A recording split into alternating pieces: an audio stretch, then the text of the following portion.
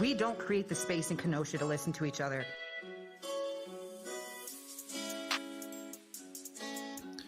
All right. So as you may know by now, April 6th is the last day to vote for KUSD board members here in Kenosha. Today's very special episode will feature Valerie Douglas, who's running for the aforementioned position.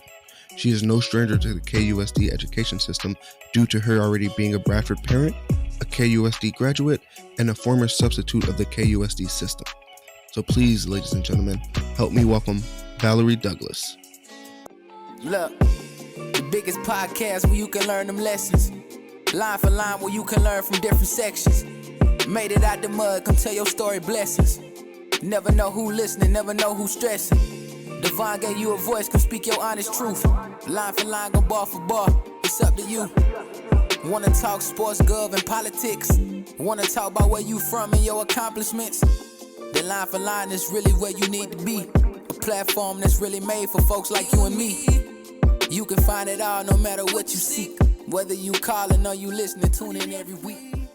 All right. We are back on Line for Line. I am here with Valerie Douglas. Valerie, How are you doing today? I'm pretty good. How are you? Really, really good. So I do see that you brought an air purifier. I did. I picked up this fancy little device for $100 because I'll be in smaller spaces with people. And I've got one vaccine in and I'm waiting on number 2. I know that you've already had 2, but it's been cleaning the air for a little bit now. It's has a true HEPA filter. So it's 99.97% effective at removing particles that are 0.3 micrometers or larger. So I'm going to go ahead and take off my mask because it's been running for about 15 minutes or so. And that's about the time that it needs to clear out this space. Yes, ma'am. All right. Welcome to the maskless world. Yeah, it's going to be strange to go back to it, isn't it? Yes, ma'am. Yes, ma'am. It'd be nice to see everyone's faces again, though. Very true. Mm-hmm. All right. So can you just dive in and just give us a little bit of a background about you? Right. So I'm not a native Kenosian, but I might as well be, right? I was born in Akron, Ohio, 1982. Akron, right? Ohio, home Yeah. of LeBron James. Yeah, for sure, right? Actually, my uncle coached him while he was over at St. Vincent's. No way. Yeah, no joke. Oh my God. Yeah, my family's super active in sports in Ohio. Yeah. But so my dad was in the Navy, so he moved us down to Texas and then over to California, and I made it to Kenosha just in time for first grade. Okay. And I got to experience the fullness of Kenosha's system. So I was at Forest Park, and then I transferred in the magnet program over to Roosevelt, and that was great. I had phenomenal teachers there. And then I chose to go to Ruther, and at a time in my life where things were really traumatic, my parents were going through a divorce and life was just really weird for us. I found a lot of great support in the school. And even though they didn't set me up for success right out of high school, they taught me such great life lessons that I carried that with me. And so I went on to Carthage and I graduated summa cum laude as a later student, class of 2011. And I got into the classroom, and it's just the best place that I've ever been in my life. And so I've been a teacher for 8 years now. And I realized that I keep working at different scales, right? So I work with the scale within my classroom. I'll work within a grade level in particular buildings, or now, like I'm doing my entire building at Salam School in Milwaukee.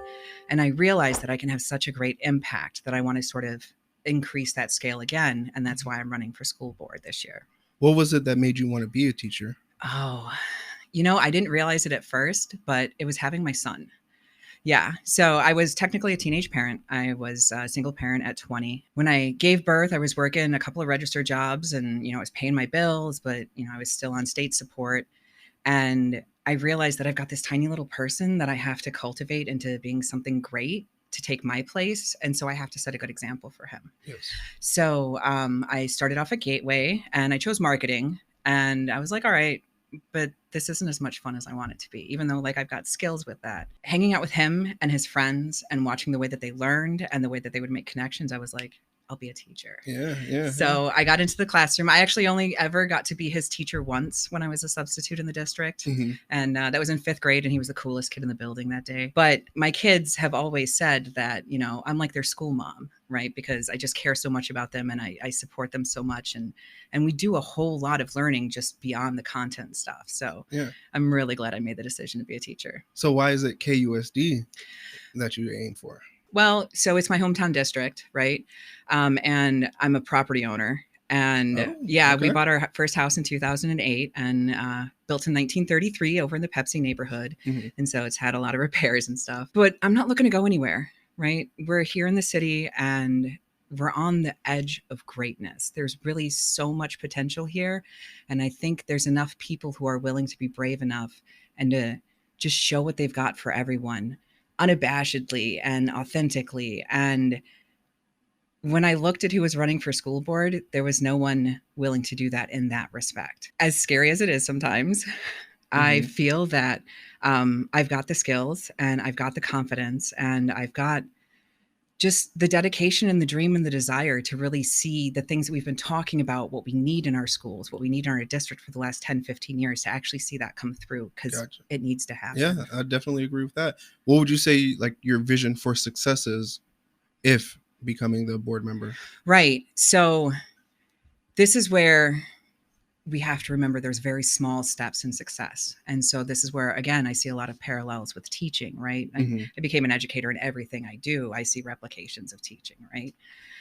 But so we're at a point where we need to get people to buy in to the things that we need to get done, right? So when we talk about equity issues in the district, when we talk about anti-racist initiatives in the district, there's a lot of resistance from people. And I think primarily that comes from a lack of understanding, right? We see the same thing happen in our classrooms when kids push back on concepts, right? When they don't understand it, then they're not willing to buy into it. I think a small measure of success for my time on the board would be in furthering that conversation and in equipping people with both the knowledge and the language in order to have these conversations in a non-threatening way. Because anti-racist work, equity work is not meant to be threatening to anyone, right? It's meant to be uplifting. It's meant to sort of bring us all to the same understanding so we can all move forward together. There's a lot of great people in town who are doing a lot of really phenomenal work. Yes, ma'am. But we're not doing it in the schools just yet. And so that's why, I mean, we're doing it in our classrooms, we're doing it in our buildings on a very small scale. But we really need to set the standard at that top leadership and let everybody in the city know that, no, this is what we need. This is what our kids need. And this is where we're going.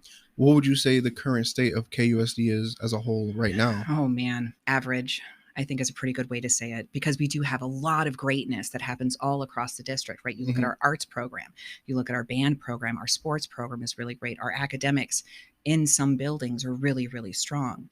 But then you've got other places where, I mean, I've heard stories recently from community members, from kids who are currently in the district, of activities that their teachers have engaged in and that they've used for years that are racially insensitive.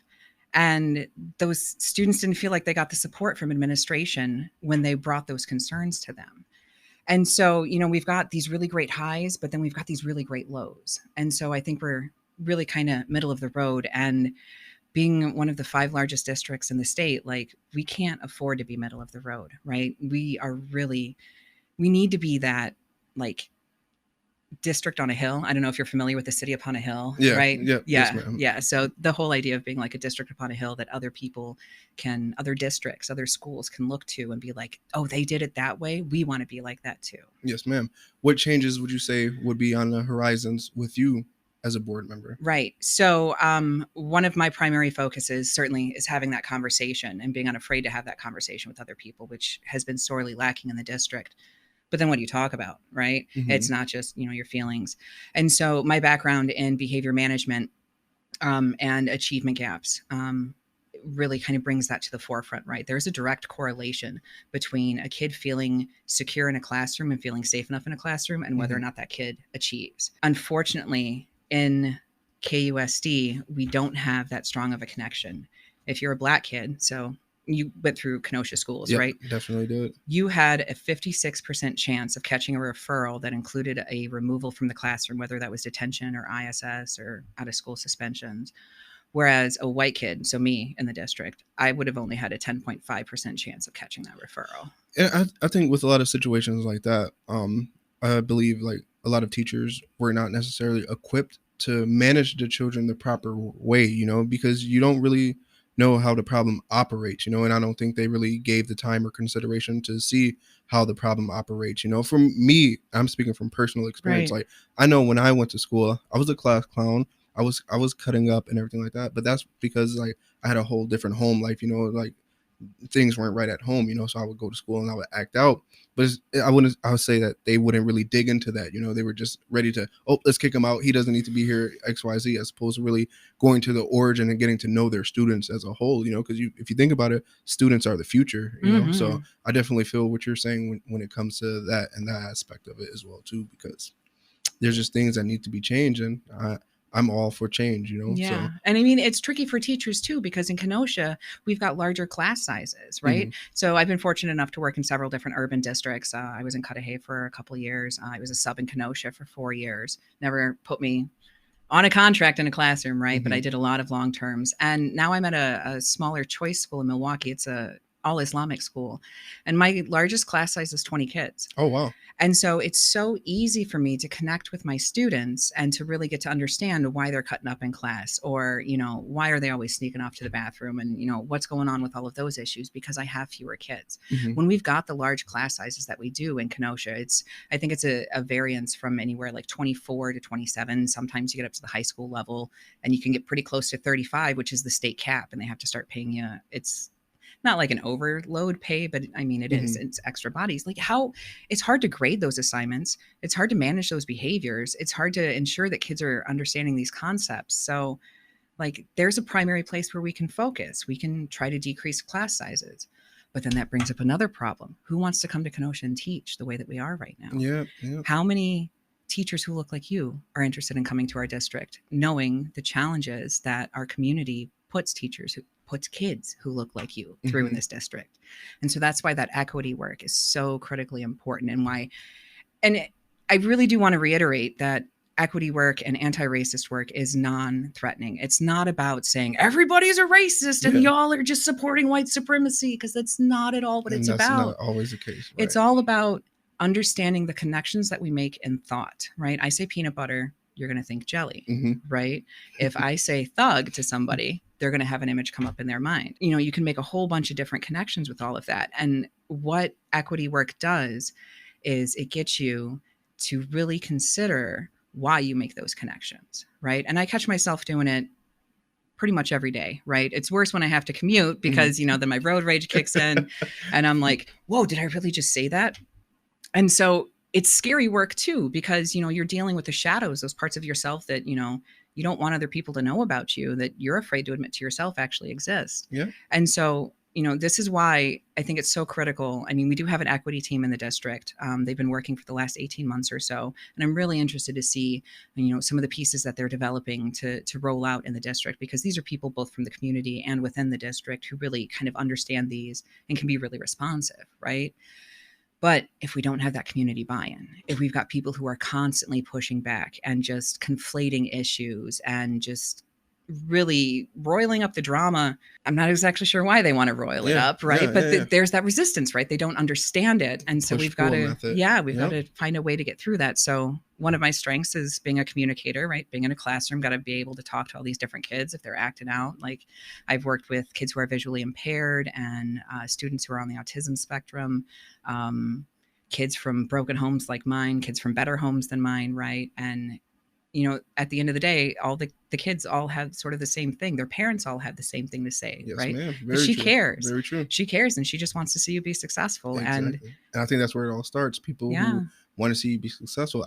I feel like I'm half of the man that I am, because there were people who looked like me who were invested, like my principal, Miss Yolanda Jackson Lewis. She was amazing. She was an amazing teacher. And there were just other people like that as well too. Arlen Owens, he was like a mentor to me. He would come to my classrooms, sit with me in class, make sure I'm doing everything that I need to do and stuff like that too. Yeah, mentor programs are so impactful. Exactly, yes. And things like that are great, I would say.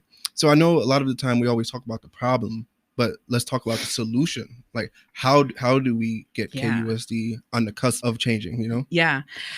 So having that conversation is a really good place to start, right? Really looking at some of those pieces that we can put in place, like those mentorship programs, because we know how impactful building that relationship is, right? I'm an at-risk educator, and the entire reason I got that certification on my license is because we need that connection to the classroom. If that breaks, then we're not going to learn anything. And so mentors are another support for kids to keep in the classroom. Other pieces that we can look at is how we allocate our resources, right? Because our schools are funded by property taxes. Each school winds up with a different share of that pot. So how can we make sure that each school winds up getting adequate access to all of those resources? And I'm not just talking about money either, right? We've got this great capacity in our communities, right? You've got some schools where there are so many parents and family members and community members who are just in that school and helping out all the time, and they got to turn them away at the door. Yeah. Can we show them a different door? Mm-hmm. Right? Can we get them in someplace else and have them wind up making that same impact on a different scale? Right? I like that a lot. That a lot. On top of an already cluttered KUSD, how do you think COVID came into a factor and just messed everything up that much more? You know, because obviously you have the safer at home order. Kids are live streaming class as opposed to being on ground. You know, how do you feel like that came into play? Man, so COVID has been a super big challenge for the district. I think that safety needed to be at the forefront, but there were so many other issues that wound up creeping in because of some really vocal advocates in those groups, right? And so that clearly shows us the squeaky wheel gets the grease, right? The louder you speak up, the more likely it is that you're going to wind up achieving the things that you need. With the emotions being as just flared as they were, and we were all living through trauma actively, right? And we had been living actively through trauma since March. And there's some of us who grew up in trauma and we're like, yeah, this is old hat. I can handle this, no problem. And there's other people who have never lived through trauma. And so not only are they trying to process what's going on around them, but they're trying to process their own internal emotions as well, right? And so that led to a lot of really embarrassing behavior by people all across Kenosha. Moving forward, I think it's really important that we remember where we could have done things differently and remember equity of voice, right? If one group gets a choice, then all stakeholders need a choice in this, because it's not just, I mean, yeah, education is a product, right? But it's a community product, right? We're generating it for each other and sharing it with each other. Yes, ma'am. And so we need to make sure that all stakeholders have a balanced voice in this. So whatever plans are developed or are already, developed for the fall, if everyone doesn't have equity of voice, then we're going to wind up right back in the same situation that we're currently in. And such terrible timing too, because that's when all that great work from the equity team is going to be coming through, right? So teachers and administrators have gone through this training from the Racial Equity Institute.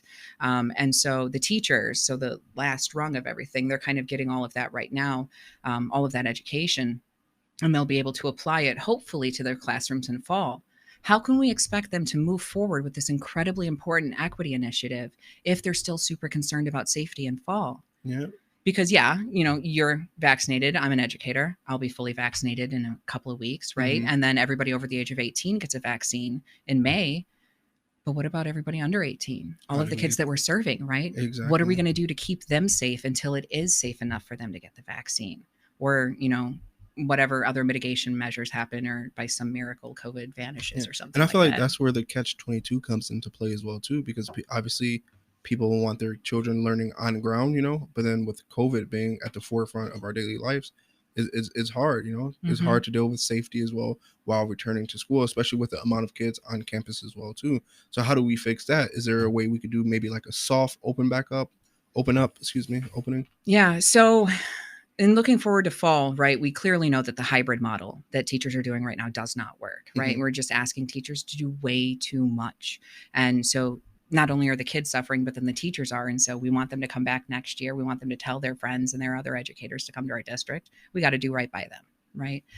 We've also got a lot of really great things going for us in the district. We over the last, I think 20 years, have made, and it seemed probably weird at the time, but it's really paid off for us now. The majority of our buildings are now updated with ventilation systems and great filters, and we do regular testing on it, and it consistently tests well below like the max out standard on everything. And so we know that many of our buildings are well equipped to handle this. We can, do social distancing. Those smaller class sizes are really going to be impactful, not only for keeping people safe, but then trying to address some of these learning gaps that have really become apparent over the last year, right? And, we really have to get creative. We've got a lot of buildings in the district. And if we still have enough people who are interested in staying home, right? So at the high school level right now, 30% of students are in person. 70% are virtual, right? High schools are our largest buildings. They're some of the best maintained buildings. maybe there's a way that we can wind up working within those spaces and create an opportunity where people are in school, maybe not in their particular school building, right? But they're still in school. They're in a familiar setting. They're doing familiar things. They're learning, right? And they're Gives still them the getting that social opportunity, stuff while they're safe. Yeah, that's definitely the opportunity that they need, because on ground, me, for instance, I'm a hands-on learner. I'd Yeah. rather be on ground as opposed to online. Like in college, I was not the biggest fan of the online classes, but I got through it to get the degree. But I prefer to be there all the time. So that's always a thing that I'm looking forward to. So now that we speak on a lot of things, though, how is it that we take care of the teachers as well, too, to want to come to KUSD and to want to stay in KUSD and invest and give it their all in KUSD? Not saying that they don't already, just saying how do we get them there? Yeah, because the teachers are doing so much, right? I know that I'm pretty blessed in my capacity up at Salam, and that, I've got some extra time in my schedule because they do so. My administration, my school board does so many great things to set us up for success, right? And so in a way, I want to kind of replicate that experience down here. There's a lot of mistrust in the district between educators and administration, the school board, community members. Like, all of those relationships are broken. And so having a background in restorative justice, I know that there's no way that we can move forward until we attempt to repair that harm. And that does mean acknowledging that there was harm done, right? We don't have to get down into the nitty gritty and he said that and she said this, and we don't have to get all the way down into that, right? Just acknowledging that there was harm done. And we have a common goal of educating these kids so that they can do our job better one day, right? And then we can move forward. And so, that's again part of the reason why I'm running for the school board, is because there's not many people who are brave enough to take on that task. And I actually have a fair amount of experience doing that on much smaller scales in so many different places. And so, like, those conversations and the process and everything is just really sort of natural and second nature to me. And so I'm not saying that I won't have to work hard on it, because I work hard at everything that I do, right? My brain is constantly thinking, but I have a silly amount of fun doing this stuff. It really is enjoyable for me. Yeah, and that's what we need. Yeah. And so, like, I want to be able to take my skills. And if this year isn't my year for the seat, that's cool, right? We're having these conversations. We know that this is where we need to be. And as long as the policies get put in place to address the problems that we face, that's cool. I'll be back next time around. Yes, yeah. Back and better than ever, right? Yeah. So as we get ready to close out, just tell us a little bit about the current state of your campaign and how much more work you have to do as we get ready for that April 6th. Right. So that's another thing is I'm running my campaign ethically for me, right? So I'm not accepting donations from anybody. I'm not actively seeking endorsements from any big campaigns. People who have met me and are familiar with me, their endorsements mean a whole lot more to me than some larger organization. And I'm not taking in a lot of money for this, any money actually, besides, what's in my own bank account. Because when we create a situation where people need to buy into elections, where you need to spend $10,000, $35,000. They spent $35,000 last time for a school board election. Oh, wow. And this is what we got from it. Yeah. Right. When you spend that kind of money, you automatically price really qualified candidates out. And so, again, part of the reason why I'm doing this is to show people that, hey, this is really, it's the process is pretty easy, right? 100 signatures. And you can spend up to $2,000 before you have to report anything to the state. And I'm still well below that, right? Yes. But y'all know who I am, right? Yeah. And so, I'm falling back on some of those other marketing strategies and techniques that I've used in other parts of my life, right? Because I came up in the music scene, the punk rock music scene and the local music scene, right? And so we know how to make all that work, right? And so the other big piece for all of this too is there's no way that people like me can get into these seats if we don't turn out to vote. And so more important than me being in that seat is, are we getting enough people out to the polls to vote? So I'm really focusing on getting out the vote stuff. I'm doing canvassing and phone banking and things of that nature. And so that's been my primary message, right? Yes, ma'am. Yeah. So if you're not already registered yet, please double check. Go to myvote.wi.gov. You can request your absentee ballot. They'll start sending those out this week. Or if you prefer to vote in person, you can go down to City Hall starting next week, Tuesday, and you can cast a ballot early. And where can we go to check the progress and just check local stats on your campaign? Oh, for sure. Right. So I do have a website. You can find me there. It's kind of a fancy web address. It's bit.ly/Valerie, the number 4, KUSD, right? Because again, doing this on the bare bones, and Google lets you make a free website, but Nice. that's a really long website to try and share with people. Yes, So ma'am. I'll short it up with a bit.ly, right? Yes, ma'am. And on there, you can find buttons to volunteer with me. I'm down every Saturday with Arnetta, help and pass out boxes for God's Kitchen. I do Meals on Wheels when it fits into my schedule, right? You can come canvas with me, or I can hook you up with the information for phone banking. You can follow me on Facebook there too. I think that one is also Valerie for KUSD, the number 4. Mm-hmm. So yeah. And just like that, ladies and gentlemen, that was Valerie Douglas. Thank you, Valerie, for coming. Thank you so much for the time, Dev. Yes, ma'am. Mm-hmm. You calling or you listening, tune in every week. Line for line. Oh yeah, I'm going line for line.